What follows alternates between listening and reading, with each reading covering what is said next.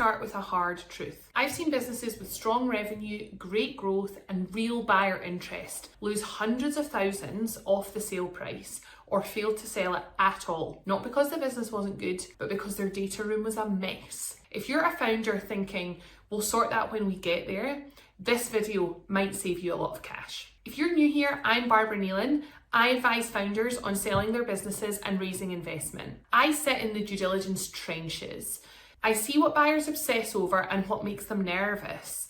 And one thing comes up every single time: how clean, consistent, and credible the data room is. So what are buyers really buying? Founders think that buyers are buying revenue, growth, and potential. They are, but first of all, they're buying risk. A buyer isn't asking, can this business grow? They're asking, what could go wrong after I buy it? Your data room is where they go looking for those answers. So what does data room hygiene actually mean? Let's get clear on what we mean by data room hygiene, because it isn't just admin. Good data room hygiene means documents are signed, final, and complete. Dates, numbers, and names match across all documents.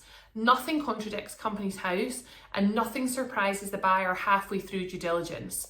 It tells the buyer, this business is well run and we've got nothing to hide. Why we'll sort it out later is a dangerous strategy. Here's what usually happens.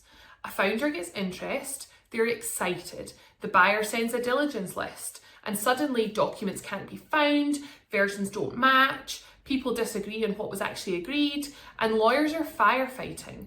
At that point, the power has shifted. Here are some common data room failures that I regularly see. Corporate structure chaos, shareholdings that don't match company's house, historic allotments with missing resolutions, option schemes that are half implemented. Buyers don't just worry about paperwork, they worry about ownership disputes and issues that could arise down the line. The second issue is IP ownership gaps.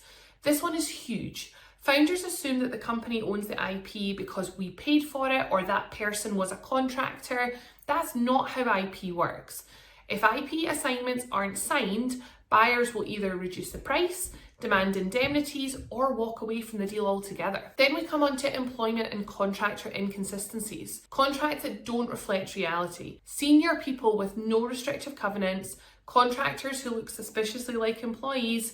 Every one of these is a risk that the buyer will price into the final figure they want to pay. Now let's talk about commercial contracts that don't align. Customer contracts that aren't signed, auto-renew in risky ways, or allow termination on a change of control. If a buyer can lose revenue the day after completion, they'll protect themselves or they'll pull out of the deal. And then we have oversharing without explanation. Uploading raw email chains and calling it disclosure is a mistake. Good disclosure is targeted, structured, and explained. Bad disclosure creates fear. I've seen lots of examples of sellers who are just trying to be really helpful and they upload loads of stuff to a data room thinking they're just giving lots of information. It actually opens up a can of worms, loads of questions, and they always say to me, I just thought I was trying to help. I didn't realize I was causing such a drama. But that is the case. So what do buyers read between the lines? Here's something that founders rarely realize. Buyers don't just read the documents. They read how fast you respond, how confident your answers are, whether explanations change throughout the diligence process, and whether documents quietly appear late in the process. Messy data rooms create doubt for your buyer, even when the business is solid. So what does a strong data room feel like to a buyer? A good data room feels boring, and that's exactly what buyers want to see. There should be no drama, no surprises, no contradictions. When buyers feel comfortable, they stop digging, it softens their legal negotiating position, and they focus on closing the deal. So when should you start this work for your data room? Ideally, 12 to 24 months before sale.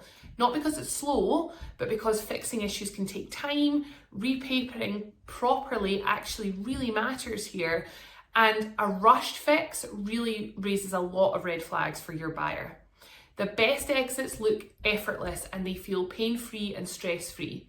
That is never an accident. Some of the highest value and most complicated transactions we've dealt with are actually the least stressful, and it's because the founder has had all of this organized and systemized from a very early stage. So what is the real financial impact of poor data room management? Poor data room hygiene doesn't just cost in legal fees. It costs in valuation, deal certainty, leverage, and sometimes the entire transaction. I've seen small issues compound into deal breakers. If you're a founder thinking about selling or even just keeping that option open, this is one of the highest value things that you can be working on now. I help founders get their data rooms into shape before buyers appear, so diligence strengthens the deal instead of weakening it. If you want a proper sale readiness review, book a call using the link below this video. We'll look at what you've got, what's missing, and how to fix it on your terms, not a buyer's. And if this was useful, please like and subscribe and send it to a founder who says, we'll deal with that when we sell.